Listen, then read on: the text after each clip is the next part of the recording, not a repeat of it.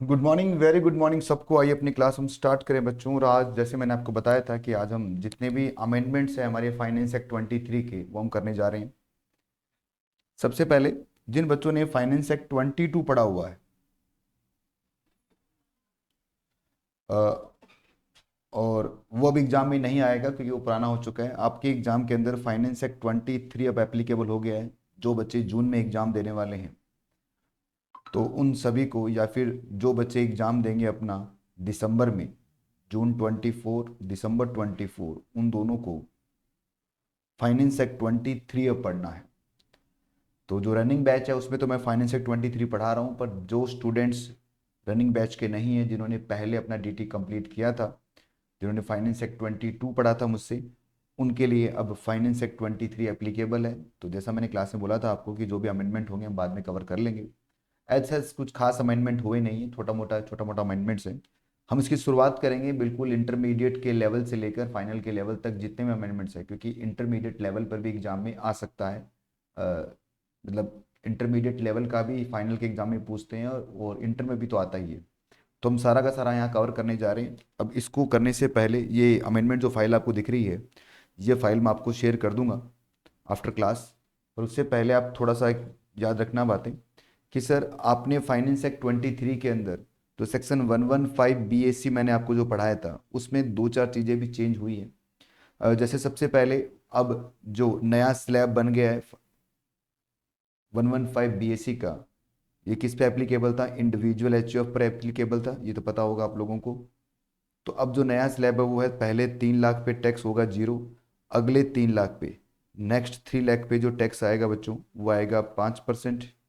फिर उसके अगले 3 लाख पर जो टैक्स बनेगा वो बनेगा 10% का। अब उसके अगले 3 लाख पर जो टैक्स बनेगा वो बनेगा 15%। उसके अगले 3 लाख पे जो टैक्स बनेगा वो बनेगा 20%। पहले 2.5 2.5 2.5 चल रहा था, अब 3 हो गया है बच्चों। ठीक है, पहले 5 10 15 20 25 था, अब 25 नहीं है, सीधा ही अब 15 लाख तक पहुंच गया। 15 लाख के बाद में टैक्स कितना आएगा आपका? 30% टैक्स आएगा। ठीक है, अब सरचार्ज की बात करें अगर, तो सरचार्ज के अंदर पहले दो कुछ ऐसा मेजर चेंज नहीं था, पर 115 BAC में सरचार्ज, अगर आपकी इनकम 50 लाख तक है तो कोई सरचार्ज नहीं है। इनकम 50 लाख से एक्सीड कर जाए और 1 करोड़ तक पहुंच जाए तो सरचार्ज कितना हो जाएगा? 10%, जो पहले था वैसे अभी भी है। और 1 करोड़ से लेकर 2 करोड़ तक तो आपकी जो डिफॉल्ट टैक्स रिजीम मतलब 115 BAC है, उसमें कितना हो जाएगा आपका? 15%। और 2 करोड़ से ज्यादा और 5 करोड़ तक 25% होता है ऑप्शनल टैक्स रिजीम के अंदर। पर डिफॉल्ट टैक्स रिजीम मतलब 115 BAC में अब कितना होगा? 2 करोड़ और मोर हो गया है। कितना आ गया है? 25%। मतलब मैक्सिमम सरचार्ज अब यहाँ पर कितना रहेगा? 25% रहेगा। बहुत सिंपल सी बात बताऊं आपको मैं कि सर फाइनेंस एक्ट 23 में अब नाम दे दिया गया है, 115 BAC को डिफॉल्ट टैक्स रिजीम बोला गया है, और जो आपकी पुरानी वाली स्कीम चलती थी इनकम टैक्स के हिसाब से उसको ऑप्शनल टैक्स रिजीम बोल दिया गया है। तो अगर क्वेश्चन में आपको ऑप्शनल टैक्स रिजीम बोले तो आपको 2.5 जो आपने पढ़ा था 5% 20% 30% वाला स्लैब, वो वाला आपको अप्लीकेबल करना है। और अगर डिफॉल्ट टैक्स रिजीम बोल दिया जाए तो आपको ये 3 लाख 3 लाख 3 लाख वाला मतलब 115 BAC वाला स्लैब आपको ऑप्ट करना है। यहाँ पर एक नई चीज और भी जोड़ी है इन्होंने, 87A का रिबेट। अगर हम फाइनेंस एक्ट 23 की बात करें तो जो 115 BAC है मतलब डिफॉल्ट टैक्स रिजीम,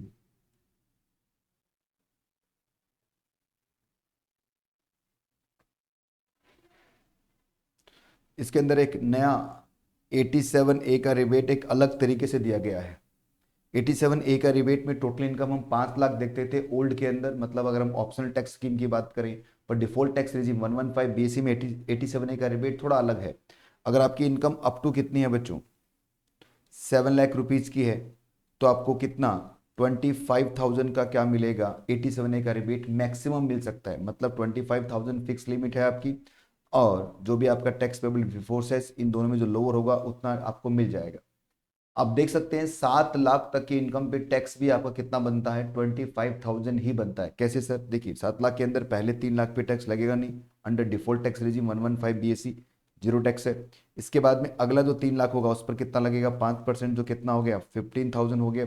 और अब जो रिमेनिंग बच गया आपका, कितना बच गया है सर 1 लाख रुपीज, उस पर कितना परसेंट है 10%, कितना आ गया 10,000, तो सर 15 + 10,000 कितना हो गया आपका 25,000, तो आपका टैक्स कितना बन के आ रहा है 25,000।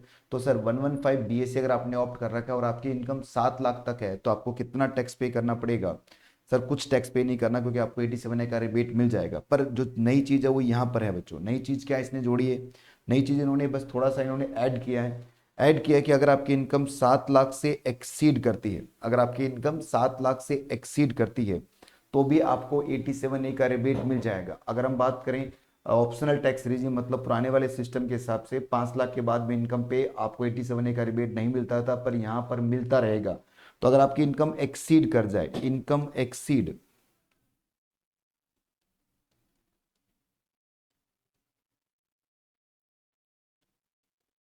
7 लाख से, तो फिर आपको पहले क्या करना है, स्टेप नंबर 1 लगाना है।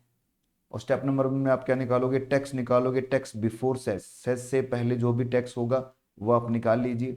फिर आप स्टेप नंबर 2 लगाओगे। स्टेप नंबर 2 में क्या लगाओगे आप, एक्सेस ऑफ 7 लाख। जैसे मान लो आपकी इनकम 7,25,000 है तो एक्सेस ऑफ 7 लाख कितना हो गया 25,000। अगर आपकी इनकम 7,10,000 है तो एक्सेस ऑफ 7 लाख कितना हो गया 10,000।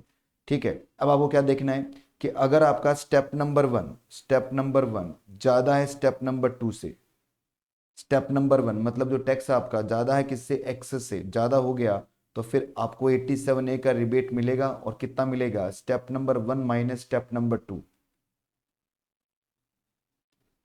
अगर आपकी स्टेप नंबर 1 कम है या बराबर भी हो जाए स्टेप नंबर 2 के, तो आपको 87A का रिबेट नहीं मिलेगा। 87A रिबेट नोट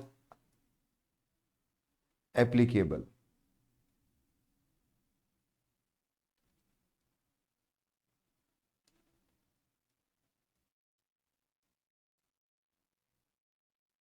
ठीक है, एक एग्जाम्पल से इसको मैं समझाता हूं आपको। एग्जाम्पल कैसे, जैसे मान लो आपकी इनकम है 7,10,000, तो आपका 87A का रिबेट कितना आएगा, पहले तो आपको क्या करना पड़ेगा, 7 लाख पे टैक्स बनाना है।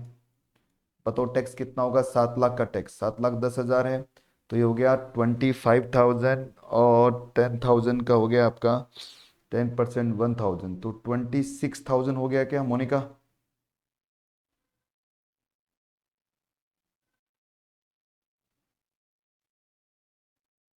ठीक है, और एक्सेस कितना है बच्चों आपका, एक्सेस हो गया आपका 10,000।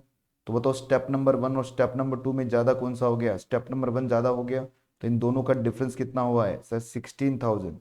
तो 16,000 माइनस करोगे किसमें से, आप जो भी आपका टैक्स पेबल आएगा, टैक्स पेबल कितना आएगा आपका 26,000 ही आएगा, उसमें से 16,000 माइनस कर दीजिए, बचेगा कितना आपका सर 10,000। इस पर क्या लगाओगे आप सेस, जो कितना होगा 14%, तो ये आएगा आपका टैक्स पेबल। तो ये 87A का रिबेट कितना आ गया यहाँ पर 16,000। तो एक नया थोड़ा सा रूल इन्होंने जोड़ा है। और सैलरी के अंदर जो आपको स्टैंडर्ड डिडक्शन 50,000 का नहीं मिलता था 87A की रिबेट की वजह से, सॉरी 115 BSc के अंदर, अब वो मिलने लग गया है। बाकी लगभग सब सेम वही है जो पुराना आपने पढ़ा है। 115 BSc में नया क्या क्या था जो आपको देखना है। सबसे पहली बात सर, इसके जो स्लैब है वो चेंज हुए हैं थोड़े से, 3-3 लाख का गैप आ गया है। दूसरा है सर, इसमें 87A का रिबेट का थोड़ा कंसेप्ट अलग कर दिया इन्होंने। और तीसरा इन्होंने लिखा कि मैक्सिमम सरचार्ज रेट, पहले ऐसा कुछ नहीं था, अब कितना हो गया है 25% हो गया है। और चौथी बात है कि सर स्टैंडर्ड डिडक्शन जो सैलरी की थी सेक्शन 16(1)(a) वाली, पहले नहीं मिलती थी 87A की रिबेट लेने पर, अब आपको मिलनी स्टार्ट हो गई है, अब वो आपको मिल जाएगी। ठीक है, बाकी सब सेम वही है, कुछ नया इसमें नहीं है। और अब हम स्टार्ट कर रहे हैं बच्चों हमारा 1 bye 1 concept.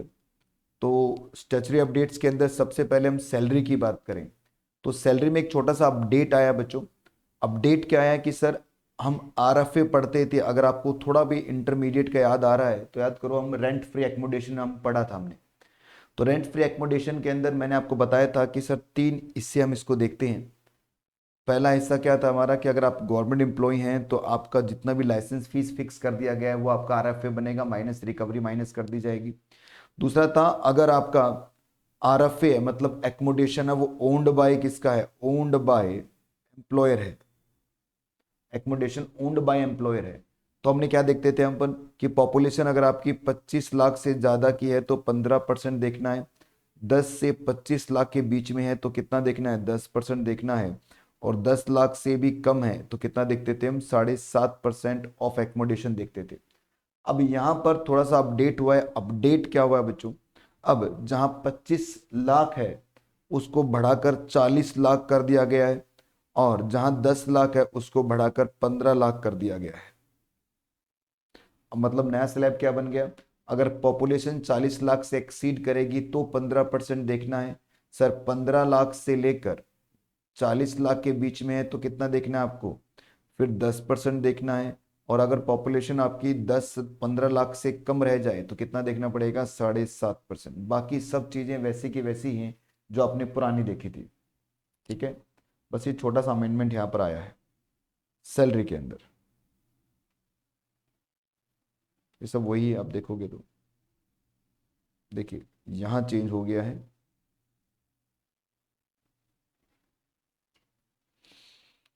Population more than 40 lakh, और ये हो गया 40 से लेकर कहाँ तक, 15 लाख, और उसके नीचे 5। अच्छा रेट तो मैंने बताया नहीं, रेट भी थोड़ा चेंज है बच्चों, रेट तो मैंने वैसे लिख दिया गलती से। रेट कितना हो जाएगा यहाँ पर, यहाँ कर दिया इन्होंने रेट आपका 15%, सॉरी 10%, 7.5% और 5%, ये नए रेट हो गए हैं। तो अगर पॉपुलेशन आपकी 10% ऑफ सैलरी कब देखनी है, 40 लाख से ज़्यादा पॉपुलेशन है आपकी, 7.5% सैलरी कब देखनी है सर, 15 से 40 के बीच में, और 5% कब देखना है कि सर अगर आपकी पॉपुलेशन 15 से भी कम हो जाए। बाकी सब चीज़ें सेम हैं, कुछ भी इसमें नया नहीं है, बाकी एज इट इज सब कुछ आप वैसे का वैसे ही चलेगा जो पहले चल रहा था आपका, कुछ भी नया नहीं है इसके अलावा, सिर्फ एक चीज़ चेंज हुई है। आइए पीजीवीपी की बात करें। अगला हमारा जो अमेंडमेंट है वो section 35D amortisation of premium expenses, आपको थोड़ा बहुत याद आ रहा होगा। तो वहां पर हम पढ़ते थे कि सर एक टाइम लिमिट है prescribe by the furnish the statement of expenditure of eligible amortisation expenditures, कि आपको एक स्टेटमेंट देनी पड़ती है, फर्निश करनी पड़ती है गवर्नमेंट को, तो उसका टाइम लिमिट लिखा था और वहां लिखा था प्रिस्क्राइब्ड टाइम। अब उस प्रिस्क्राइब्ड टाइम को इन्होंने प्रिस्क्राइब्ड फाइनली कर ही दिया है कि सर किस टाइम पर ये आपको देखना है। तो section 35D provided the amortisation of premium expenses incurred by the Indian company or a person other than the company resident in India established in the company concerning the expansion of the business and existing concern as per the provision of section 35, the SSC has furnished the statement containing the particulars of expenditure connection with preparation of feasibility report, preparation of project report या conducting of market survey वगैरह, या engineering service, ये तो सभी premium expenses हुआ करते थे आपके। तो इन सभी का आपको 1/5 करके एक्सपेंडिचर अलाउ कर दिया जाता था और 5 साल तक खर्चा मिलता था, पर इसका स्टेटमेंट आपको गवर्नमेंट को देना था। तो eligible amortisation expense with in the prescribed period of the prescribed income tax authority in the prescribed form as manner। अब पहले ही prescribed वर्ड लिख के छोड़ दिया गया, अब सीबीडीटी ने इस prescribed को क्या कर दिया है, रूल 6A निकाला, और इन्होंने कहा कि सर ये जो prescribed expenditure required the furnish of the month prior to date of the due date of filing of return, एक महीना पहले, मतलब रिटर्न फाइलिंग की ड्यू डेट जो भी आपकी रहती है उसके एक महीने पहले तक आपको ये फॉर्मेट के अंदर प्रेस्क्राइब्ड फीस के साथ ये क्या करना पड़ेगा, आपको सबमिट करवाना पड़ेगा। तो अमेंडमेंट बस इतना ही हुआ है बच्चों, जो भी आपकी रिटर्न फाइलिंग की ड्यू डेट है उसके एक महीने पहले आपको ये स्टेटमेंट गवर्नमेंट को फर्निश्ड करनी पड़ेगी, बस इतना सा अमेंडमेंट है। Income from other sources, income from other sources में काफी लंबी चौड़ी अमेंडमेंट्स आई हैं। लंबी चौड़ी क्यों बोल रहा हूं, क्योंकि यूलिप का जो रूल है वो पूरा का पूरा चेंज कर दिया गया है। एक सेक्शन 1010D आपने पढ़ा था, थोड़ा सा मैं सेक्शन को याद कराता हूं और फिर इसको समझेंगे वो सेक्शन क्या था और अब क्या चेंज हुआ है उसकी बात करेंगे अपन। देखिए पहले हम पुराना प्रोविजन आपको याद करवा रहा हूं। एक सेक्शन था अंडर सेक्शन 1010D, अगर आपका लाइफ इंश्योरेंस प्रीमियम आप पे करते हैं और आपकी पॉलिसी अगर 1/4/2003 से पहले की है, तो उस पॉलिसी की मैच्योरिटी पर जो भी आपको पेमेंट मिलेगा वो पूरी तरह एग्जम्प्ट रहेगा, क्योंकि वो ऑलवेज कहाँ कवर हुआ करती थी, 1010D में। अगर आपने पॉलिसी ली है 1/4/2003 से 1/4/2012 के बीच में, और आपने प्रीमियम कितना देना था, 20% तक आप प्रीमियम पे करते हैं, तो पॉलिसी की मैच्योरिटी पूरी एग्जम्प्ट हुआ करती थी। और अगर आपने 1/4/2013 में पॉलिसी ली है, तो यहां पर कितना देखते थे अपन, 10% देखते थे। और 1/4/2013 के बाद में हैंडीकैप्ड के लिए 15% था और नॉर्मल के लिए कितना था, 10%। अगर आपने इस लिमिट में प्रीमियम पे किया है, तो आपकी पॉलिसी की मैच्योरिटी सेक्शन 1010D में क्या होती थी, कवर हो जाती थी और एग्जम्प्ट हुआ करती थी। और साथ साथ में यह भी पढ़ लीजिए, सेक्शन 194DA के अंदर आपका टीडीएस भी नहीं डिडक्ट होता था, तो क्योंकि मैच्योरिटी पूरी एग्जम्प्ट थी।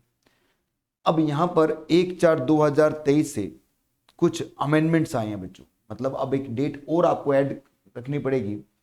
और इन्होंने क्या क्या अमेंडमेंट्स किए उसकी हम बात करने जा रहे हैं। फिर समझिए, सेक्शन 1010D पुराना क्या था, कि अगर आपने 10% प्रीमियम तक पे किया है, सम इंश्योर्ड का 10% प्रीमियम पे किया है, तो 1010D में कवर हुआ करता था। अगर मैच्योरिटी पे जितना भी पैसा आपको मिलेगा सब एग्जम्प्ट होता था। और उसमें कुछ अलग अलग पीरियड्स पर क्या दे रखे थे, अलग अलग डेट्स दिए हुए थे, अलग अलग आपको रेट दे रखे थे, वो सब पुराना हो गया है। अब नया क्या है बच्चों, 1 अप्रैल 2023 के बाद में अगर आपने कोई पॉलिसी ली है, तो उस पॉलिसी का प्रीमियम 5 लाख रुपए का एक अपर लिमिट लगा दिया गया है। 5 लाख के प्रीमियम के बाद में ये सब आपको देखना पड़ेगा। देखते हैं क्या लिखा है, देखो लिखा है इसने, गाइडलाइन इशू किया है सेक्शन 1010D का of the income tax act 1961, circular number आपका 15/2023 है, डेट आपकी 16/8/2023। 15 अगस्त के बाद 16 अगस्त को ये नोटिफिकेशन सर्कुलर निकाला है सीबीडीटी ने। तो सीबीडीटी ने सर्कुलर निकाला, ये सर्कुलर क्या बोलता है ये पढ़ते हैं। सम section 1010D provided the exemption of the sum received under the life insurance policy, including the sum allocated by way of bonus of the such policy, subject to condition that the annual premium does not exceed 10% of actual capital and sum insured। तो ये तो पुराना ही था बच्चों आपका, कि 10% से ज्यादा आपका एनुअल प्रीमियम नहीं होना चाहिए, तो फिर इसकी मैच्योरिटी के ऊपर जो भी आपको मिलेगा सब क्या हो जाएगा, एग्जम्प्ट हो जाएगा। With effect from assessment year 24-25 section 1010D amend हो गया है। अब ये सेक्शन 1010D क्या बोलता है, in case where the SSC single life insurance policy, आपने एक ही लाइफ इंश्योरेंस पॉलिसी ले रखी है अदर देन यूलिप, यूलिप के अलावा कोई लाइफ इंश्योरेंस पॉलिसी आपकी, तो इशूड ऑन और आफ्टर 1/4/2023, 1/4/2023 के बाद में इशू करवाया आपने, तो exemption 1010D would not be available the respect of the any life insurance policy other than ULIP issued on or after 1/4/2023 if the amount of premium payable exceed कितना, 5 lakh for the any of the previous year during the terms of the life insurance policies। क्या बोले बच्चों, अगर premium आपने पूरे साल का aggregate मिलाकर 5 लाख से ज्यादा का दिया है, तो फिर अब क्या होगा बच्चों, उसकी मैच्योरिटी अब टैक्सेबल कर दी जाएगी। तो क्या लिखा, the amount of premium payable exceed 5 lakh rupees of the previous year during the terms of the life insurance policy, तो वो 1010D में कवर नहीं रहेगी और उसकी मैच्योरिटी अब क्या कर दी जाएगी, टैक्सेबल हो जाएगी। तो याद रखना, मैच्योरिटी टैक्सेबल होगी तो सेक्शन 194DA का टीडीएस भी साथ साथ में लिंक है इसका, आ जाएगा। In case where the SSC is the multiple life insurance policy other than ULIP issued on or after 1/4/2023, तो अब मल्टीपल है तो भी कितना देखना है आपको, 5 लाख देखना है। मल्टीपल का मतलब आपके पास 4 पॉलिसी है, अलग अलग डेट पे आपने इशू करवाई है, तो हर पॉलिसी का अगर प्रीमियम 5 लाख से ज्यादा है, यहां पर मैं ये नहीं कह रहा कि एग्रीगेट करके देखना है, हाँ सर एग्रीगेट करके देखना है, 5 लाख से ऊपर हो गया, पर एग्रीगेट 5 लाख से तो ऊपर हो गया, पर पॉलिसी का अमाउंट अगर 5 लाख से ज्यादा का होगा प्रीमियम, तो क्या होगा, वो पॉलिसी 1010D में कवर नहीं होगी, अदरवाइज वो पॉलिसी 1010D में कवर रहेगी। देखो क्या लिखा, in case of the premium payable of the person one or more than one life insurance policy other than ULIP issued on or after 1/4/2023 and the aggregate amount of premium payable of the such life insurance policy exceed 5 lakh of any of the previous year during the terms of the any such life insurance policies, exemption 1010D would be available respect of the any of those LIPs, any of those मतलब इनमें से कोई भी एक, that option of the SSC who is the aggregate premium payable does not exceed 5 lakh of any of the previous year during their terms.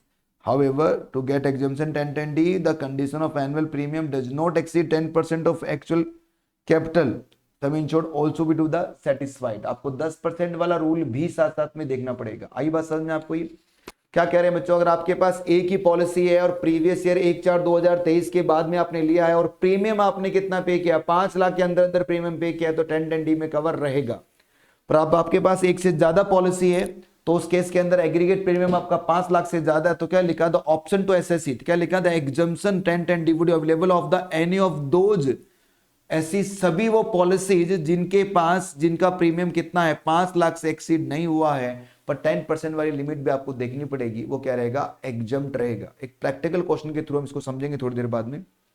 Exemption of in case of death, अगर कोई person का death हो गया उसके बाद में उसकी maturity पर आएगा तो ये हमेशा क्या रहेगा, एग्जम्प्ट रहेगा। किसी पर्सन ने पॉलिसी लिया और प्रीमियम उसने कितना भी कम दिया चाहे कितना भी ज्यादा दिया है, पर एग्जम्पशन अवेलेबल रह जाएगा। कब एग्जम्पशन अवेलेबल रहेगा बच्चों, अगर डेथ पर वो पॉलिसी की मैच्योर हो रही है। सीबीडीटी गाइडलाइन आपको बता रखा है कि अगर इसके लिए कुछ डिफिकल्टी है तो हम आपको क्या कर रहे हैं, कुछ क्वेश्चंस के साथ इसको हम बता रहे हैं। कुछ सिनेरियो आपके सामने बनाए हैं।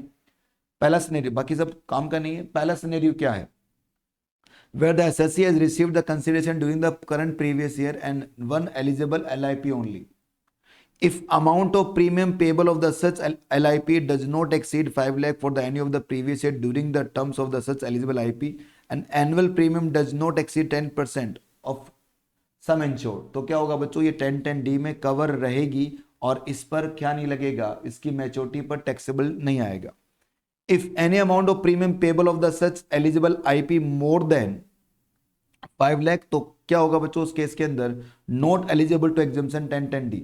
सर समझते हैं, देखो जैसे मान लो डेट ऑफ इशू कब आपका 1/4/2023 मतलब करंट ईयर में आ गया, एनुअल प्रीमियम कितना दिया आपने, 6 लाख, सम इंश्योर्ड कितना आपका 60, तो इसका मतलब ये इसके 10% के बराबर है। अगर ये अमेंडमेंट नहीं होता तो ये एग्जाम्प्ट होता मैच्योरिटी पर। आप मुझे बताइए एग्जाम्प्ट होगा क्या, अब पानी ला के दीजिए, चाय नहीं चाहिए, चाय फीकी बना के ला के दो मेरे को, बिना चीनी की, पानी ला दीजिए। सॉरी, आइए स्टार्ट करते हैं फिर से।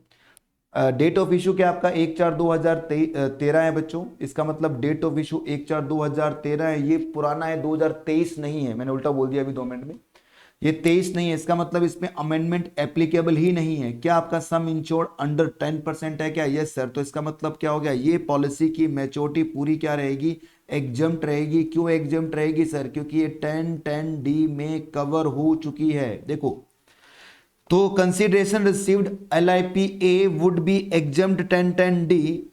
The annual premium does not exceed 10% of actual capital sum insured. Moreover, the any policy has been issued 1/4/2023. The limit of 5 lakh the amount of premium payable does not applicable. तो LIP ये exempt रहेगा क्योंकि ये कब का है, ये पुराना है, ये अमेंडमेंट से कोई लिंक नहीं है। ये है दूसरा क्वेश्चन। दूसरे क्वेश्चन में डेट ऑफ इशू क्या आपका 1/4/2023 का है, एनुअल प्रीमियम आपने 5 लाख दिया है, सब कुछ सही है बच्चों। अब देखो आपका प्रीमियम 5 लाख से ज्यादा है क्या, नहीं है, तो इसका मतलब ये भी 1010D में कवर रहेगी और ये भी क्या हो जाएगा, पूरी तरह एग्जम्प्ट हो जाएगा। तीसरा एग्जांपल देखिए, इशू कब किया आपने 1/4/2023 को, मतलब करंट ईयर में इशू किया है, पर एनुअल प्रीमियम आपका 10% जरूर है, पर ये 5 लाख से ज्यादा का है, तो इसका मतलब क्या हो गया, 5 लाख से ज्यादा का, इसका मतलब क्या हो गया, अब ये 1010D में कवर नहीं रहेगी। और 1010D में कवर नहीं रहेगी तो इसकी जब कंसिडरेशन आपको मिलेगा, मतलब मैच्योरिटी पर ये क्या हो जाएगा, पूरी तरह टैक्सेबल हो जाएगा।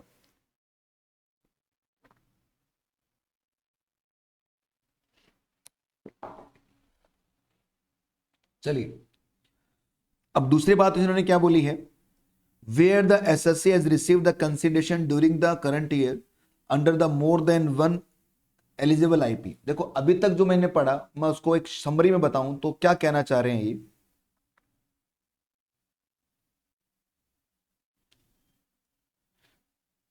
अभी तक जो हमने पढ़ा तो उसके हिसाब से 1/4/2023 या उसके बाद में आपको क्या लेना है, LIC लेनी है, और उसका जो प्रीमियम है, प्रीमियम अगर वो अप टू कितना है 5 लाख है, तो वो 1010D में क्या रहेगी, कवर रहेगी। बस इतनी सी बात आपको याद रखनी है। 1/4/2023 के बाद जितनी भी LIC आपने ली है अदर देन यूलिप, तो उसका जो प्रीमियम अगर 5 लाख तक का है तो क्या रहेगा, वो 1010D में कवर रहेगा और उसकी मैच्योरिटी पूरी तरह क्या रहेगी, एग्जम्प्ट रहेगी। दूसरा देखिए, where the SSC has received the consideration during the current previous year under the more than one eligible LIP। देखो, if aggregate of the amount of premium payable on the such eligible IPs does not exceed 5 lakh for the any of the previous year during the terms of the such eligible LIPs and the annual premium up to कितना है 10% of actual sum insured, तो such consideration will be eligible to exemption 1010D। और if aggregate turnover of the premium, क्या बोल रहे हैं बच्चों, eligible IP more than कितना है बच्चों, आपका 5 लाख है of any previous year during the terms of the such IP, तो consideration respect of the those LIPs which the aggregate amount of premium payable does not exceed 5 lakh for the any previous year during their own terms would be eligible to exemption 1010D provided their annual premium कितना up to 10% of sum actual. तो ये बोलना क्या चाह रहे हैं, सीधी सीधी बात है बच्चों, अगर मान लीजिए आपका प्रीमियम 5 लाख से एक्सीड नहीं कर रहा है, does not exceed 5 lakh rupees, तो उस केस में और साथ साथ में 10% से भी एक्सीड नहीं कर रहा है तो आप 1010D में कवर रहेंगे। अगर आपका aggregate amount of premium eligible IP अगर 5 लाख से एक्सीड कर जाए तो फिर वो क्या हो जाएगा, वो टैक्सेबल होगा, 1010D में कवर नहीं होगा। पर अगर उनमें से कोई ऐसी पॉलिसी है जिसका 5 लाख से ज्यादा का नहीं है और 1010D में भी वो कवर है, तो इसका मतलब क्या होगा, फिर उस केस में क्या किया जाएगा, उस केस के अंदर 1010D कवर हो जाएगी। देखो मैं आपको पहले सिंपल तरीके से बता रहा हूं ये कहना क्या चाह रहे हैं। ये डेट है, आपको याद रखनी है 1/4/2023, बहुत ही सीधी भाषा में बताऊंगा आपको मैं ये। इसके बाद में आपने पॉलिसी ली, ठीक है, अगर आपने एक पॉलिसी ली है, सिर्फ आपके पास एक पॉलिसी है, तो आपका प्रीमियम 5 लाख से एक्सीड अगर कर जाए तो वो पॉलिसी क्या होगी, 1010D से बाहर कर दी जाएगी, 1010D उस पर एप्लीकेबल नहीं होगा और उसकी मैच्योरिटी पर टैक्स लग जाएगा। ठीक है, फिर सुनिए, 1/4/2023 के बाद में आपने एक LIC ली है, उसका प्रीमियम कितना 5 लाख से एक्सीड कर रहा है तो 1010D में कवर नहीं होगा, 5 लाख से एक्सीड नहीं कर रहा है तो 1010D में कवर हो जाएगा। यहां परसेंटेज ऑफ सम इंश्योर्ड नहीं देखना है आपको। दूसरा, सर अगर आपने 1/4/2023 के बाद में कोई पॉलिसी ली है, एक से ज्यादा पॉलिसी ली, A पॉलिसी, B पॉलिसी और C पॉलिसी, 3 पॉलिसी ले ली, और इन तीनों पॉलिसी का जो प्रीमियम आप पे कर रहे हैं, इन तीनों पॉलिसी का जो आप प्रीमियम पे कर रहे हैं वो प्रीमियम कितना है बच्चों, कुल मिला के 5 लाख से एक्सीड कर रहा है। फॉर एग्जाम्पल आपने यहां 3 लाख का प्रीमियम पे किया, यहां 2 लाख का प्रीमियम पे किया, यहां 2 लाख का प्रीमियम पे किया, तो ये टोटल कितना हो गया आपका, सर 3 और 2 5 और 2 7 लाख का प्रीमियम आपने पे कर दिया, तो इसका मतलब वो 5 लाख से एक्सीड कर गया। अब गवर्नमेंट बोल रही है कि अब इनमें देखिए ऐसा कोई पॉलिसी है जो 5 लाख से ऊपर जा रहा है, नहीं सर ऐसा तो कोई पॉलिसी नहीं है। तो अब आपको यह भी देखना पड़ेगा कि सर अगर ये सम इंश्योर्ड 10% के अंदर अंदर है, ये सम इंश्योर्ड 12% है और ये सम इंश्योर्ड 8% है, तो इसका मतलब इन दोनों पर फिर से क्या होगा, 1010D लग जाएगी, इसकी मैच्योरिटी एग्जम्प्ट हो जाएगी और ये क्या हो जाएगा, आपका टैक्सेबल हो जाएगा। कहने की बात है कि अगर प्रीमियम सबका मिलाकर 5 से एक्सीड हो रहा है तो जो पुराना रूल है वही लगता रहेगा, बशर्ते 5 लाख का अपर लिमिट नहीं होना चाहिए। फिर सुनिए कि अगर सबका मिला के प्रीमियम 5 लाख से एक्सीड कर रहा है तो जो पुराना रूल है वही एप्लीकेबल रहेगा, बशर्ते 5 लाख से ऊपर का प्रीमियम नहीं होना चाहिए। अब देखो इसको पढ़ते हैं एग्जाम्पल टू एग्जाम्पल, बढ़िया आराम से। अब आपके पास दो पॉलिसी है A और B, डेट ऑफ इशू कब है, दोनों का ही इस करंट ईयर का डेट ऑफ इशू है। सर प्रीमियम कितना पे किया आपने, दोनों का मिलाकर 5 लाख का प्रीमियम पे किया, मतलब 5 लाख से एक्सीड नहीं हो रहा है। अब 5 लाख से एक्सीड नहीं हो रहा, अब साथ साथ में क्या चेक करना पड़ेगा कि सर ये इसके 10% के बराबर है, ये इसके 10% के बराबर है, यस सर यस सर, तो क्या होगा, ये दोनों किस में कवर हो जाएगा, 1010D में कवर हो जाएगा। और जब 1010D में कवर होगा तो इसका मतलब क्या होगा, ये पूरी तरह एग्जम्प्ट रहेगा। अगला क्वेश्चन देखते हैं, देखो example number 5, date of issue क्या है आपका 1/4/23, 1/4/23। एनुअल प्रीमियम कितना दिया आपने 4.5 और 5.50 सम इंश्योर। अब देखो टोटल कितना हो चुका है इन दोनों का टोटल 5 लाख से एक्सीड हो गया। तो सर ये तो बी तो टैक्सेबल है, इसको तो सोचना भी नहीं है, कोई इंश्योरेंस नहीं देखना, 10 वर्ष नहीं देखना, ये तो टैक्सेबल है। अब इसकी बात करते हैं, कौन से वाले की, ए की बात करते हैं। क्या ए 10% के बराबर है क्या? Yes sir. क्या ए 5 लाख से ज्यादा है क्या? No sir. तो इसका मतलब क्या हो गया, ए तो 1010 डी में कवर रहेगा, मतलब ये एग्जम्प्ट रहेगा मैच्योरिटी पर, और बी 1010 डी में कवर नहीं होगा। तो आंसर देखो उसका, देखो द एनुअल प्रीमियम पेबल ए और बी एक्सीड कर गया 5 लाख से, however the consideration received A would be exam 1010 D में, और डज नॉट एक्सीड 5 लाख, दोनों काम हो गए, पर बी जो होगा वो not cover under 1010 D. Example देखिए, आपके पास 3 पॉलिसी है आपके पास, तीनों का जो सम इंश्योर्ड बच्चों वो एक्सीड कर गया। तो ये जो सी दिख रहा है, ये तो साफ साफ चिल्ला चिल्ला के कह रहा है कि मैं टैक्सेबल हूं, मैं 1010 डी में कवर नहीं हूं, तो सी तो कर दो अलग। अब इन दोनों की बात करते हैं, इन दोनों के अंदर क्या ये 10% के बराबर है क्या? यस सर 10%, ये भी 10%, तो ये दोनों तो एग्जम्प्ट रहेगा और ये क्या होगा, टैक्सेबल हो जाएगा। तो आंसर क्या होगा, ए और बी दोनों कहाँ कवर होंगे, 1010 डी में, और जो आपका लास्ट वाला सी होगा वो क्या होगा, 1010 डी में नहीं आएगा। 7 नंबर एग्जाम्पल, इस बार एक्स भी है, ए भी है, बी भी है और सी भी है। एक्स आपकी 1/4/2022 की, इसका मतलब इस पर अमेंडमेंट एप्लीकेबल ही नहीं है। और जब अमेंडमेंट एप्लीकेबल नहीं है तो बताओ 10% है क्या? यस सर ये 10% है, तो ये एग्जम्प्ट रहेगा, ये एग्जम्प्ट रहेगा क्योंकि इस पर अमेंडमेंट एप्लीकेबल नहीं है, 5 लाख वाली लिमिट यहां नहीं लगेगी। पर इनकी बात करें तो ये क्या होगा आपका, टैक्सेबल। बताओ ये टैक्सेबल मैं क्यों लिख रहा हूं, क्योंकि अमाउंट कितना है आपका 6 लाख है, और ये दोनों क्या रहेंगे आपके एग्जम्प्ट, क्योंकि 10% भी है और साथ साथ में 5 लाख से एक्सीड भी नहीं कर रहा। तो एक्स और सी तो होंगे टैक्सेबल, सॉरी सिर्फ सी टैक्सेबल होगा, एक्स, ए और बी सब क्या रहेंगे, एग्जम्प्ट रहेंगे। तो क्या लिखा, ए बी और सी, पहले बात है कंसिडरेशन डज एग्जम्प्ट 1010 डी में, सिंस द एनुअल प्रीमियम आपका 10% है, तो लिमिट चाहे 5 लाख से एक्सीड हो जाए फिर भी एप्लीकेबल नहीं होगी। और यहाँ पर ए बी और सी का तीनों का मिलाकर कितना हो गया, 5 लाख से एक्सीड हो गया है। पर अगर हम बात करें ए और बी का, तो ए और बी का जो टर्नओवर है, मतलब जो प्रीमियम है, वो एक्सीड नहीं कर रहा है किससे, 5 लाख से, और 10% के अंदर भी है, तो ये तो किस में हो जाएंगे, ये तो 1010 डी में कवर हो जाएंगे आपके सारे के सारे। पर जो लास्ट वाला सी है ये कवर नहीं होगा। सिचुएशन नंबर 2 है, consideration has been received by the SSC any of the one or more eligible LIPs एक after 1/4/2023 during the previous year preceding the current year, it has been claimed to be exempt section 1010D. The such eligible LIPs referred in the earlier exempt LIPs, the paragraph आपको बता रखा है, where the SSC has been received the consideration during the current previous year under the one of the eligible LIPs only. देख लो, if aggregate amount of premium payable of the such eligible LIPs and LIPs does not exceed 5 lakh earlier exempt LIP, देखो ना ये triple E का मतलब क्या होता है, ये रहा earlier exempt eligible LIPs does not exceed 5 lakh any previous year during the terms of LIP, the such premium in respect of eligible LIP does not exceed 10% of sum insured.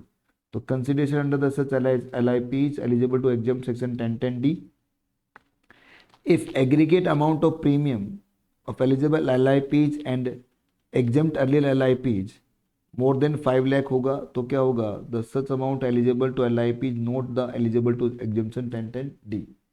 क्या कहना चाह रहे हैं कि देखिए, कह रहे हैं कि सर 1/4/2023 के बाद में जो LIPs होंगे भाई, उसके बाद के जो LIPs हैं, तो उसके लिए तो आपने बोल दिया है कि 5 लाख की लिमिट है, पर सोचिए उससे पहले जो आपने LIPs ले रखे थे उनका अगर लिमिट 5 लाख से एक्सीड करके आ रहा होगा तो क्या होगा सर। तो गवर्नमेंट बोल रही है कि अगर वो 10% वाली लिमिट ही देखनी है भाई, फिर हमें नहीं देखनी ज्यादा लिमिट, वो 10% के, क्योंकि 1/4/2023 के बाद में जो LIPs आ रहे हैं सिर्फ उन्हीं के लिए क्या रहेगा, ये 5 लाख की, या फिर ये अमेंडमेंट एप्लीकेबल रहेगा, बाकियों पर नहीं एप्लीकेबल रहेगा।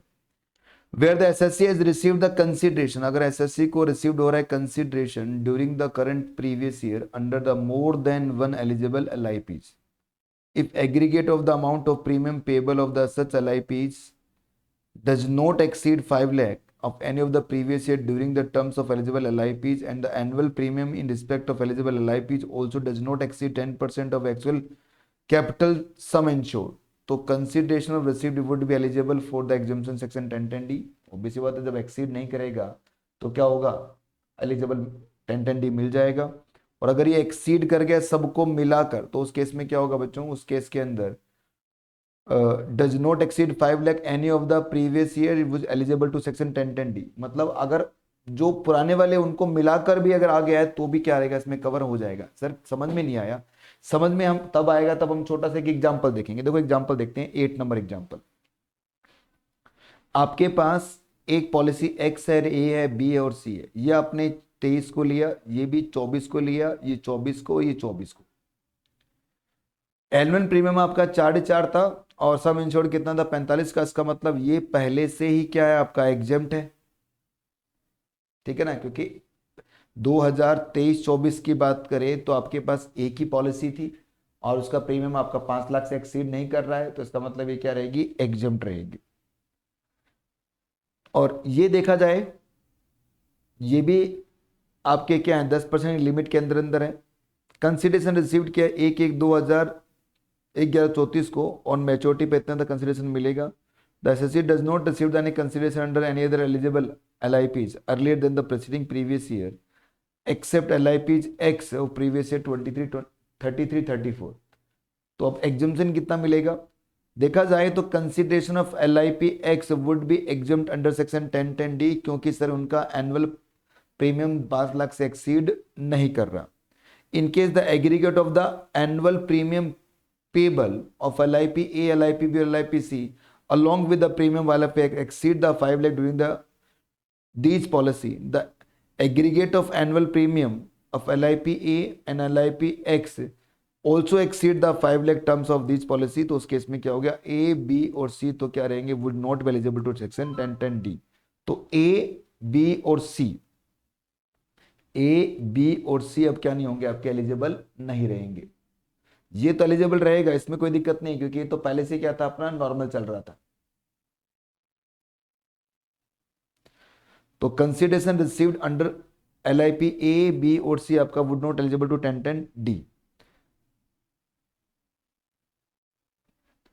एक्स, ए, बी और सी ये कब लिया आपने, 23 में, ये 24 में, ये 24 में, ये 24 में। ये पहले कितना था, 2.5 लाख था, अब देखा 2 लाख, 2,50,000 और 6 लाख का प्रीमियम पे किया है। तो कंसिडरेशन रिसीव्ड करोगे इस डेट को और इस अलग अलग डेट को मिल रहा है आपको, इसका तो पहले मिल जाएगा, इसका बाद में मिलेगा। तो अब इस केस में क्या हो गया, the consideration of ULIP x would be exempt 1010D, क्योंकि इसका प्रीमियम कितना दिख रहा है आपको, 2,50,000 है। Annual premium does not exceed 5 lakh and does not exceed the 10% of actual some insured. In such case, the aggregate annual premium LIP A, B और C along with the X exceed कर दिया 5 लाख।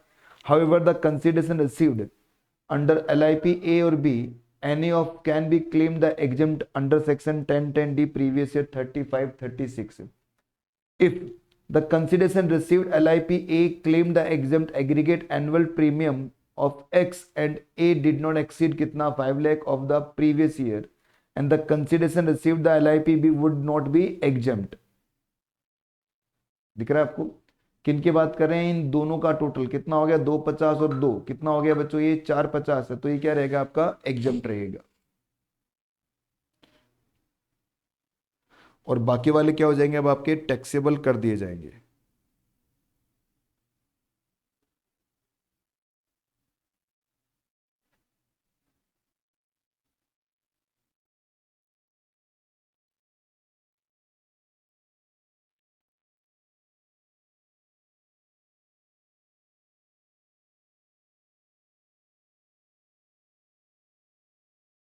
एक मिनट बच्चों,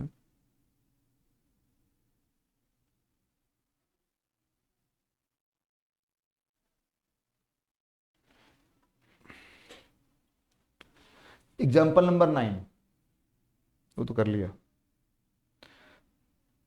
10वां देखिए, ये आपने 1/4 23 को लिया, एक आपने 1/4 23 को लिया, एक 24 को लिया, तो कितना है, 2 2 और फिर कितना हो गया, 2 2 मतलब कितना हो गया, अब 6 हो गया। तो ये सब क्या हो जाएंगे, आपके टैक्सेबल हो जाएंगे, और ये सब क्या रहेंगे, आपके एग्जम्प्ट रहेंगे।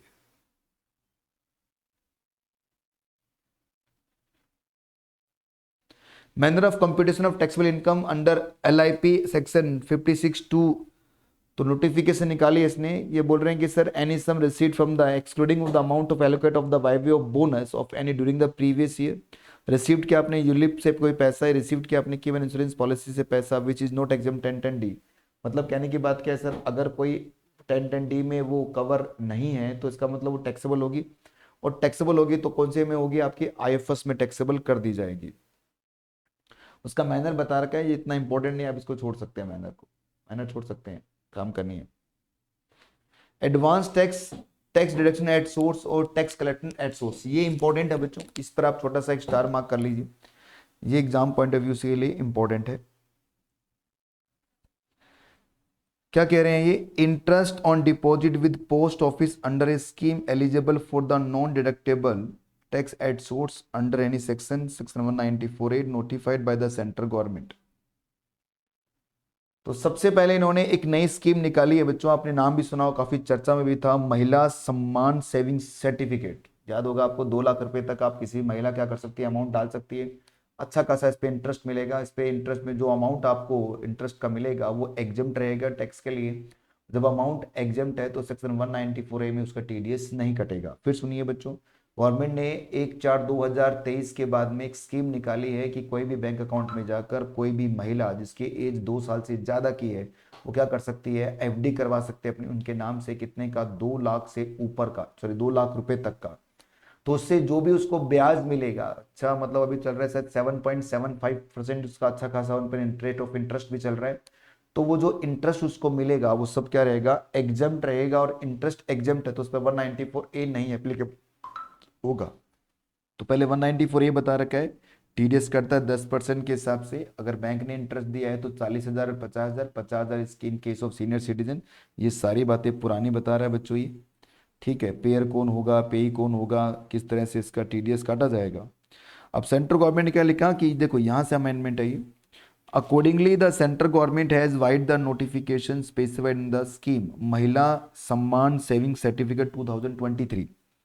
महिला Samman saving certificate is the one time scheme available 2 years, 1 अप्रैल 23 से लेकर 31 मार्च 2025 तक, is offer to maximum deposit facility up to 2 lakh rupees in the name of the women और a girl for the year of 2। और the fix deposit interest rate कितना होगा, 7.5% है, कंपाउंडेड, क्वार्टरली कंपाउंडेड होगा।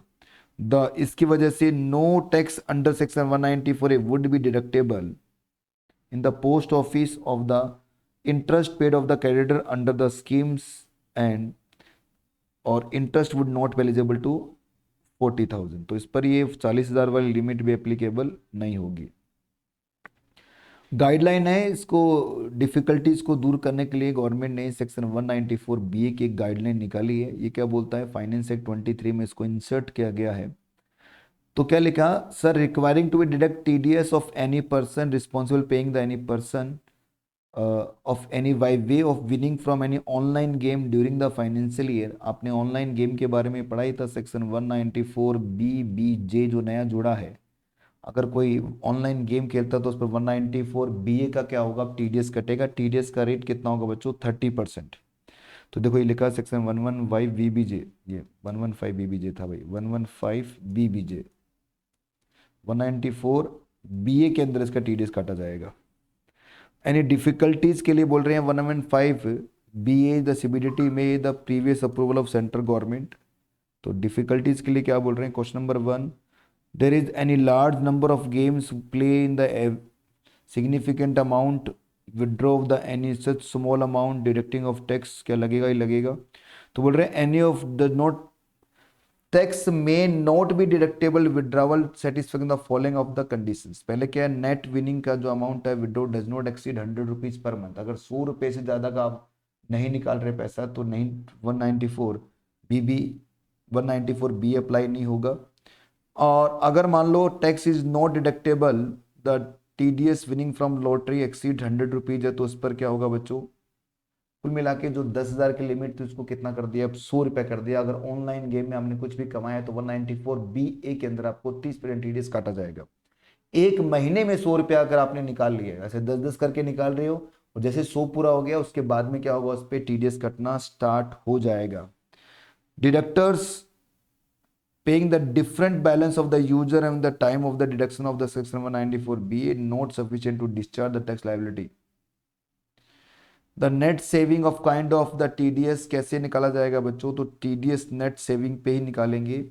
तो money of user account used by the buy item in the kind and the user can winning the cash only the deductor required to be deduct at source under section 194B accordingly. तीसरा question क्या है, how will be the valuation of winning in kind required to be carried out. तो बता रखा है valuation कैसे किया जाएगा, तो online game intermediary purchase the winning from providing of the user that in the case of purchase price in the value of winning. मतलब जितने का आपने जो भी परचे, मतलब जो भी प्राइज मनी है आपकी, जो आपको मिलने वाला है ना, जैसे मान लो आपने ये वाला गेम खेला है तो आपको बदले में एक मोबाइल फोन मिलेगा या फिर बदले में आपको इतना पैसा मिलेगा, तो जो प्राइज मनी है जो परचेज करोगे आप, वो आपका विनिंग माना जाएगा, ऐसा इन्होंने गाइडलाइन में बताया। अगर टीडीएस जीएसटी भी उसमें शामिल है तो आपको क्या करना पड़ेगा, जीएसटी को इंक्लूड नहीं करना पड़ेगा, क्योंकि जीएसटी इंक्लूड करके आप टीडीएस नहीं काटेंगे। ठीक है, ये इंपॉर्टेंट है, ये इस पे आप थोड़ा सा स्टार मार्क कर लेना एज ए फाइनल स्टूडेंट, क्योंकि ये वाला एग्जाम में पूछा जा सकता है as a final student.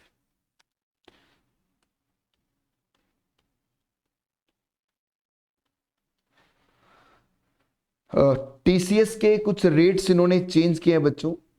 लिबराइज the remittance scheme, LRC एक स्कीम निकाली इन्होंने, उसके हिसाब से ओवरसीज प्रोग्राम में जो आप इंडिया के बाहर पैसा भेजते थे तो वहां पर कुछ रेट्स चेंज हुए हैं टीसीएस के अंदर। वो जो चेंज रेट है वो हम देखने वाले हैं। देखो,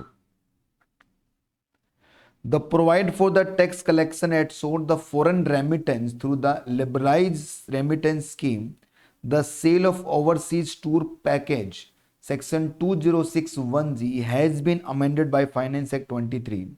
The change will take effect from 1/7/2023 wide. The press release dated 28/6/2023, Ministry of Finance has further amended the provision of section 2061G and defer to the amendments made by the Finance Act 23 till 30/9/2023. Accordingly, the rate of TCS in the collected by the authorized dealer seller of overseas tour program package is as follows. तो India के बाहर अगर आपने remittance किया है, पैसा भेजा है, तो उस पर टीसीएस कैसे कलेक्ट करना पड़ेगा, उस पर एक जो रेट थे पुराने उनको अब क्या कर दिया, थोड़ा सा अमेंड कर दिया है। क्या बोल रहे हैं देखो बच्चों, ये कह रहे remittance for the purpose of education other than medical treatment. भाई एजुकेशन के लिए आपने पैसा भेजा है अदर देन सेकंड, इनको छोड़ दीजिए। Remittance of the loan obtain by the financial institution referred in the section 80E for purpose of pursuing of any education, तो लोन को छोड़ दीजिए, लोन के अलावा कोई पैसा दिया। देखो जैसे मान लीजिए मैंने अपने बेटे को पैसा भेजा जो लंदन में पढ़ाई कर रहा है, तो वो ए में कवर हो जाएगा, पर मैंने बेटे को पैसा भेजा, मैं खुद नहीं भेज रहा, लोन लेके फ्री पैसा भेज रहा हूं, वो बी में कवर होगा। या फिर आपने मेडिकल ट्रीटमेंट के लिए पैसा भेजा है तो 7 लाख तक तो कोई टीसीएस नहीं आएगा, ठीक है ना। 1/10/2023 ऑन और आफ्टर 1/10/2023, और 5% ऑफ अमाउंट और या एग्रीगेट ऑफ अमाउंट एक्सीड कितना 5 लाख रुपीज। तो बता रखा है कि सर अगर 7 लाख से ज्यादा किया है मैंने, 8 लाख भेजा, 10 लाख भेजा, तो फिर 3 लाख पर क्या होगा, 5% टीसीएस आ जाएगा। फिर सुनिए, आपने पैसा भेजा है, क्यों पैसा भेजा है बच्चों, अपने बच्चे की पढ़ाई के लिए या फिर किसी मेडिकल हेल्प के लिए, तो 5 लाख तक तो, सॉरी 7 लाख तक तो कोई टीसीएस नहीं आएगा। 7 लाख के बाद में पहले 0.5% हुआ करता था, अब कितना हो गया है, 5% हो गया है। कुछ याद आ रहा अगर पुराना रूल आपको, तो 0.5% हुआ करता था, अब इन्होंने कितना कर दिया है, 5% कर दिया। ठीक है, अगर आपने लोन लेकर भेजा है तो उस केस में भी आपका कितना है, बस 0.5 यहां रहेगा, थर्ड पॉइंट देखिए आप, पानी भेजना हो यार। Remittance for the purpose other than 1 और 2, एक और दो को छोड़ दीजिए आप। No TCS up to 7 lakh 5% of the amount और aggregate of amount in excess of कितना है 7 lakh rupees. No TCS up to कितना 7 लाख, और फिर कितना लगेगा 20% लगेगा aggregate amount of excess of 7 lakh. तो पहले भी तो ये रूल तो पहले वाला ही है बच्चों, अब देख लीजिए पहले वाला रूल ही है ये वाला। अब क्या हो गया बच्चों, अब आज के डेट पर क्या हो चुका है 20% कर दिया है एक्सेस ऑफ 7 लाख के ऊपर। ओवरसीज टूर प्रोग्राम पैकेज पहले 5% था, अब 5% तो 7 लाख पर, और 7 लाख के बाद कितना हो गया 20% कर दिया है।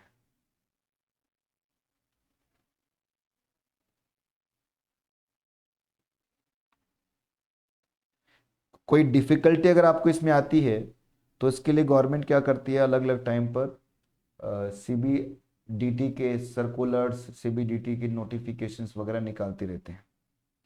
इन exercise the power to issue the guideline for CBDT has been approval of the central government wide this circular issue the following guideline removing the certain difficulties. Question number 1 है whether the payment through the card overseas credit card would be count of the liberalized scheme के अंदर आएगा, तो नहीं भाई ये इसमें scheme में नहीं आएगा। Whether the threshold limit of 7 lakh TCS become the applicable of liberalized scheme apply the separately for various purpose education health other। For example if remittance 7 lakh किया आपने financial year of the education, और other remittance same financial year 7 lakh made the medical treatment, और 7 लाख इसके लिए किया आपने दूसरा, तो एग्जाम्शन कैसे कैसे मिलेगी, सब पर 7 लाख या अलग अलग सबको मिलेगी।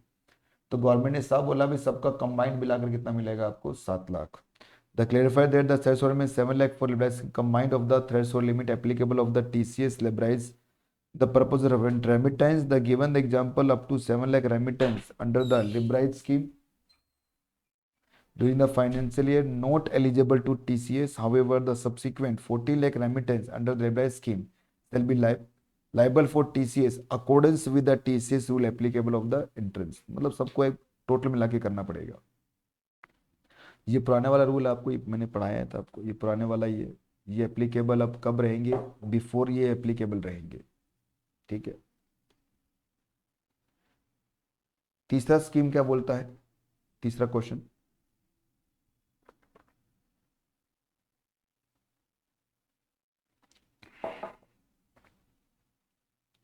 Since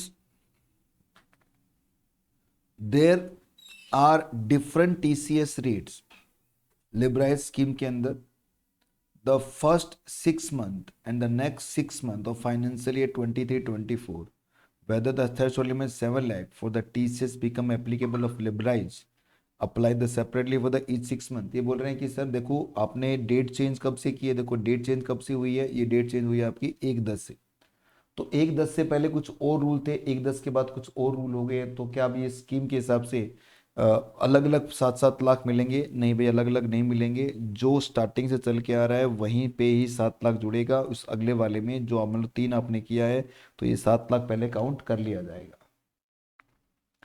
Whether the threshold 7 lakh for the TCS become applicable to liberalize remittance schemes apply to separately of each remittance through the different authorized dealer। अब authorized dealer आपके different है तो क्या होगा, तो clarify that threshold limit 7 lakh जो liberalized remittance scheme है ये qua remit for not for the qua authorized dealer, तो ये बता रहा कि सब पर मिलाकर है ना कि सबके अलग अलग authorized dealers के लिए।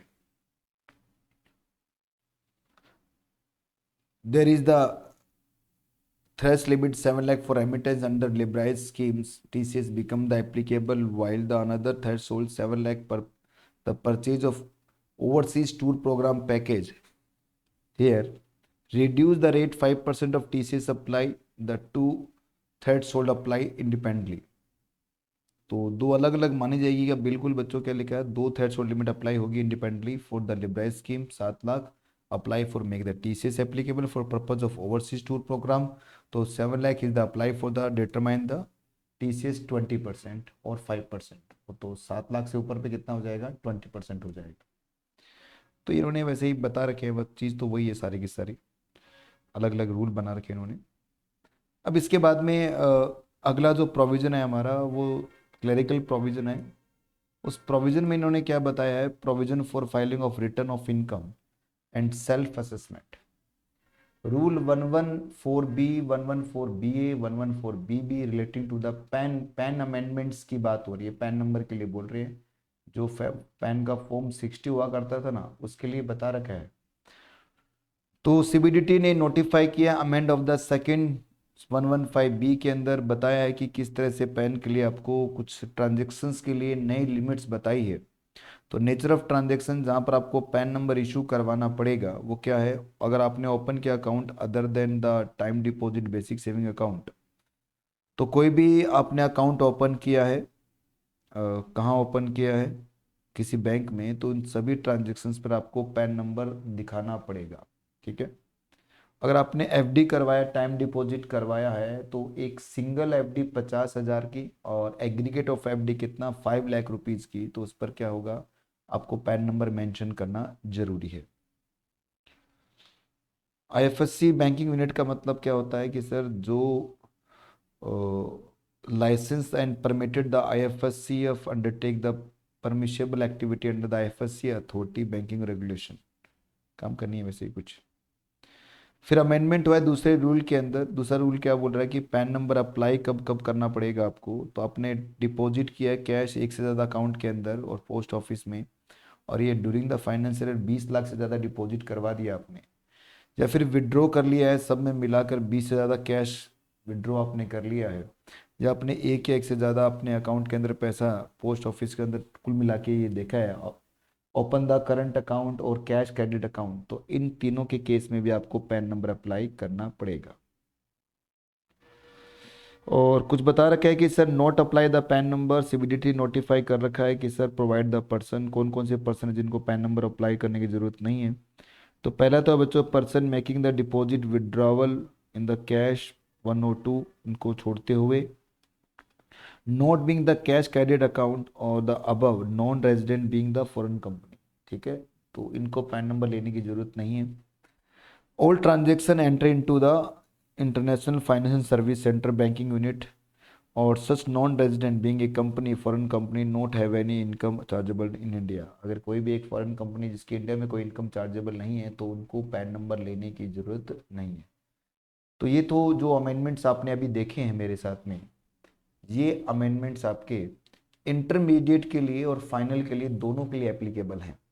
जो बच्चे इंटरमीडिएट वाले हैं वो भी इस अमेंडमेंट्स के लिए कर सकते हैं। यूलिप वाला जितना भी रूल मैंने आपको पढ़ाया है, वैसे बता दूं आपको, सीएमए के अंदर अभी तक इन्होंने किताबों में इसको अपडेट नहीं किया है, पर बहुत सारी किताबें आप देखेंगे मार्केट के अंदर सभी अमेंड हो चुकी है। जब भी नई किताबें सीएमए के इंस्टीट्यूट की आएगी, तब हो सकता है यूलिप के ये सारे प्रोविजन उसमें भी आ जाए, पर अमेंडमेंट है फाइनेंस एक्ट के अंदर, तो आपको मैंने बताया है ये। ठीक है, पर इंस्टीट्यूट की तरफ से अभी इसका कोई अपडेट अभी इंस्टीट्यूट ने अभी नहीं दिया है इसका। तो ये तो था आपका इंटरमीडिएट का और फाइनल लेवल का। अब कुछ पॉइंट्स आपके हैं जो केवल फाइनल में आते हैं, वो मैं आपको बताने जा रहा हूं। उसमें अगर हम बात करें कैपिटल गेन की, तो कैपिटल गेन के अंदर इन्होंने छोटा सा अमेंडमेंट किया है कि central government expands the list of the specified security notified the purpose of section 47। 47 क्या था, transfer not regard as a transfer, transfer को ट्रांसफर नहीं मानेंगे और इस पर कैपिटल गेन टैक्स चार्ज नहीं किया जाएगा। तो वहाँ बहुत सारे नाम थे बच्चों, आपने देखे थे वहाँ पर, अगर आपका पार्टीशन हो गया एचयूएफ का, या फिर आपने कोई एसेट्स गिफ्ट में दे दी है, अमेलगामेशन हो गया, डीमर्जर हो गया है, वगैरह वगैरह, तो वहाँ पर इन्होंने एक नया नाम और जोड़ा है। वो क्या है बच्चों, सेक्शन 47 के अंदर एक नई क्लोज इन्होंने जोड़ी है, और क्या लिखा, provided that any transfer of capital assets being bond global deposit receipt refer to in section 115 BAC और rupee denomination bond Indian company derivatives or any other securities may be notified by the central government made by the non-resident on recognized stock exchange located in any international financial service center would not be considered as a transfer for attaining the capital gain tax where the consideration would be paid payable in the foreign currency। अगर consideration किस में पे हो रहा है, आपका foreign currency में पे हो रहा है। मतलब अगर आपने कोई रुपी डिनोमिनेशन बॉन्ड इंडियन कंपनी के या कोई डेरिवेटिव्स या कोई अदर सिक्योरिटी जो सेंट्रल गवर्नमेंट नोटिफाई करेगी और वो किसी नॉन रेजिडेंट को ट्रांसफर किया है, और वो भी किसके थ्रू किया है बच्चों, रिकॉग्नाइज्ड स्टॉक एक्सचेंज जो इंटरनेशनल फाइनेंशियल सर्विस सेंटर मैंने बताया था गांधीनगर गुजरात में बना हुआ, वहां से किया है, और वो भी फॉरेन करेंसी में किया है, तो उस केस में उसको हम ट्रांसफर नहीं मानेंगे, मतलब कैपिटल गेन नहीं लगेगा। मतलब एक नॉन रेजिडेंट आईएफएससी के थ्रू इनमें से कोई भी चीज बेचता है किसी दूसरे नॉन रेजिडेंट को, और किसमें, फॉरेन करेंसी में, तो उस पर कैपिटल गेन टैक्स चार्ज नहीं किया जाएगा। Accordingly the central government wide notification the following securities, अब कौन कौन सी सिक्योरिटीज लेकिन ना, अदर नोटिफाइड सिक्योरिटीज, तो नोटिफाइड कौन कौन सी की है बच्चों, यूनिट ऑफ इन्वेस्टमेंट ट्रस्ट, आरईआईटीज या आईएनवीआईटीज, unit of a scheme of the fund management entity launched under IFSC authority, fund management regulation 2022, unit of exchange trade fund IFSC authority, तो इन सबको इन्होंने ऐड किया है नया। In addition to security notified earlier notification number 16 dated 5/3/2020 notification which is the listed the stock exchange, और वो सारी की सारी कहाँ लिस्ट होनी चाहिए, स्टॉक एक्सचेंज पर लिस्ट होनी चाहिए।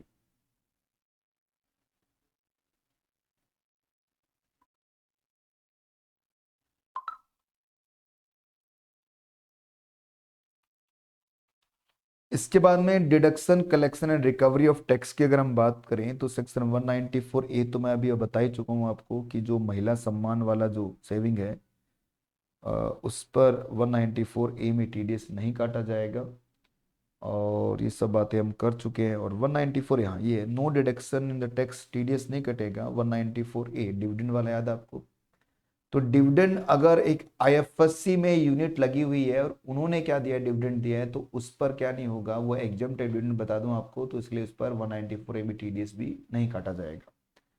तो लिखा देखो, ये बाकी सब चीजें काम की नहीं है, छोड़ सकते हो आप, काम की बात बस इतनी सी है, no TDS under section 194 on dividend paid by unit of the International Finance Service Center primarily engaged in the business of leasing of the aircraft of company being the unit of IFSC primarily engaged in the business leasing of aircraft के leasing के अंदर लगी हुई है, तो उस वो कंपनियों पर अब क्या नहीं होगा, 194 में टीडीएस नहीं काटा जाएगा अगर रेसिपेंट को क्या मिल रहा है, डिविडेंड मिल रहा है।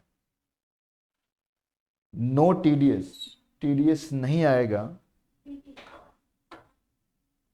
under section 194I on lease rent on supplement lease rent made by the person to person being unit the IFSC and lease of the ship। पहले एयरक्राफ्ट की बात है, अब किसकी बात कर रहे हैं अपन, शिप की बात कर रहे हैं। तो 194I याद करो, रेंट क्या हमने टीडीएस पढ़ा था कि रेंट अगर आप पे करते हैं तो आपको क्या करना पड़ेगा, उस पर टीडीएस काटना पड़ेगा, है ना, टीडीएस काट के ही फिर आप पेमेंट करेंगे। तो बोल रहे हैं कि अगर आप रेंट पे कर रहे हैं शिपिंग के लिए, जो आईएफएससी के अंदर जो शिपिंग में लगे हैं, उसका लीज रेंटल आप पे कर रहे हैं, तो उस केस में भी आपको टीडीएस नहीं काटना पड़ेगा, बाकी चीजें आप छोड़ सकते हैं, क्योंकि सारा का सारा पुराना प्रोविजन इन्होंने क्या किया, रिपीट किया है। असेसमेंट प्रोसीजर के अंदर कुछ चेंज हुए हैं, छोटे मोटे चेंज है बच्चों। सबसे पहला अमेंडमेंट आया है, एक रूल 114B था, और 114B रूल क्या बोलता है बच्चों, as per the quoting is mandatory, Aadhaar number आपको मैंडेटरी था, all document pertaining the such transaction enter into may be prescribed the CBDT in the interest revenue. In addition to connection, CBDT has prescribed the transaction by rule number 114B. However, as per the second provision of section 114B, requirement of mandatory quoting of PAN number relax where the person does not accept PAN and make the declaration form 60। आपको एक form 60 का declaration देना पड़ेगा। Nature of transaction ये मैं बता चुका हूँ, वही सारा का सारा। अमेंडमेंट हुआ है किसके अंदर, 114BA के अंदर, और यहाँ बताया 20-20 लाख का डिपॉजिट विड्रावल और अपने अकाउंट ओपन करवाए, ये पुराना वही है जो भी पढ़ा है मैंने। हाँ, ये वाला थोड़ा सा नया है बच्चों, तो इस पर एक स्टार मार्क कर लीजिए। मैंने आपको सेक्शन 142(2)A के अंदर स्पेशल ऑडिट्स वगैरह पढ़ाई थी, तो मैं बोला था स्पेशल ऑडिट का जो भी खर्चा होगा वो सब सेंट्रल गवर्नमेंट देगी। तो ये खर्चे पर इन्होंने क्या बताया, अमाउंट बताया कि कितना खर्चा गवर्नमेंट आपको पे करेगी, मिनिमम कितना और मैक्सिमम कितना। तो अकाउंटेंट या कोस्ट अकाउंटेंट अगर कोई स्पेशल ऑडिट करते हैं गवर्नमेंट के रिकमेंडेशन के ऊपर, तो उस पर लगने वाला जो भी एक्सपेंडिचर्स होगा वो कौन पे करेगा? सेंट्रल गवर्नमेंट पे करेगी। तो कितना पे करेगी? और ये पेमेंट की अब पहली बार इन्होंने एक लिस्ट बताई है और इन्होंने बताया कि कितना पेमेंट हम करेंगे। तो पेमेंट के लिए क्या बोला, देखिए बच्चों, एज पर द सेक्शन 11,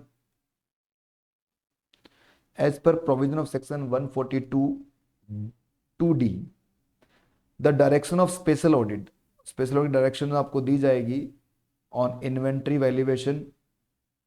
जो कौन करेगा? एयू देगा बच्चों, या तो वो किसी सीए को, मतलब चार्टर अकाउंटेंट को, या फिर कोस्ट मैनेजमेंट अकाउंटेंट को।